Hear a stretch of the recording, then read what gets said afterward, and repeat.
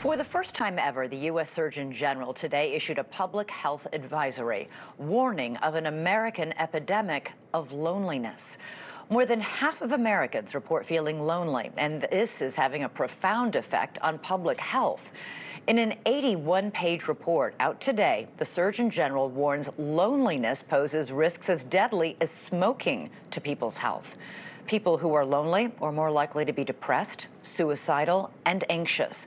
They are also more likely to suffer from heart disease and stroke. Joining us now to talk about it all is the Surgeon General of the United States, Dr. Vivek Murthy. Good to have you here. It's really an important subject.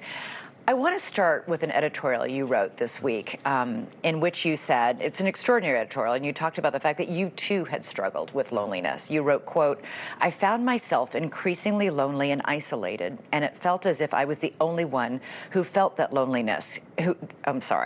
I found myself increasingly lonely and isolated, and it felt as if I was the only one who felt that way. Loneliness can chip away at your self-esteem and erode your sense of who you are. That's what happened to me." Why did you decide to write about the fact that you too have suffered from this? Well, Elizabeth, I think this is a situation so many people find themselves in, being lonely, being isolated, yet we don't talk about it because there's a sense of shame that surrounds loneliness where we worry if we admit to dealing with loneliness that we're somehow not likable or not lovable or something's wrong with us. And no one wants to feel that way. And for years, I actually, as a child, struggled with loneliness and never told anyone because of that shame that surrounds it. As an adult, I knew how important it was, though, for us to be able to talk about this as a country. And I felt like I couldn't go and ask other people to speak about their experiences unless I shared my experience as well. The word lonely sounds so small and insignificant. I feel lonely, you know what I mean? It's not like, I feel incredibly depressed or I feel incredibly anxious or panicky. Lonely feels ordinary. But this report says it's not. It's not. Well, loneliness is a feeling, and it's a feeling that the connections that we have in our life are insufficient and that we need more people we can trust, more people who have our back, more people who can support us, more people with whom we can be ourselves. But it's more than just a bad feeling, and we now know that loneliness is associated with serious health risks. The risk of anxiety, depression, and suicide go up when you're struggling with social disconnection, but also the risk of heart disease and dementia go up as well. So what are you supposed to do about it? I mean, the numbers are alarming. More than half the country, and by the way, it's even worse for young adults and teenagers, which we've seen from the CDC and the AMA as well, that that generation is really struggling. But as a whole, what are you supposed to do? Like, what do you recommend that we do if it's this much of an emergency that you would issue this report?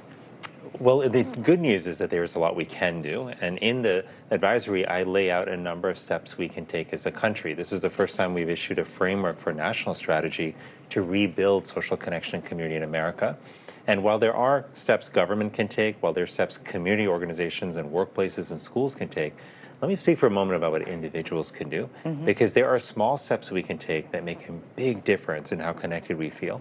For example, spending 15 minutes a day reaching out to someone we care about makes a difference. Making sure that when we are with others that we are fully present.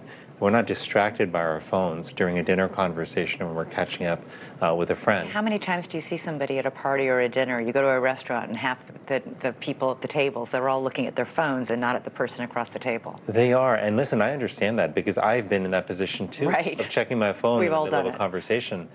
But here's the thing I've realized, is that in the moments where I actually put my devices away and talk to someone, even if I talk to them for less time, I feel so much better.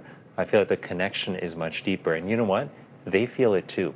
So these small steps, a little bit of time each day, giving people the gift of our full attention, and also looking for small ways to help others in our days, whether that's neighbors or coworkers or family or friends, this makes a difference because it turns out, and this may surprise people, but service is one of the most powerful antidotes to loneliness. Thank you for watching. Go to newsnationnow.com to find NewsNation on your television provider. And don't forget to click the red subscribe button below to get more of NewsNation's fact-driven, unbiased coverage.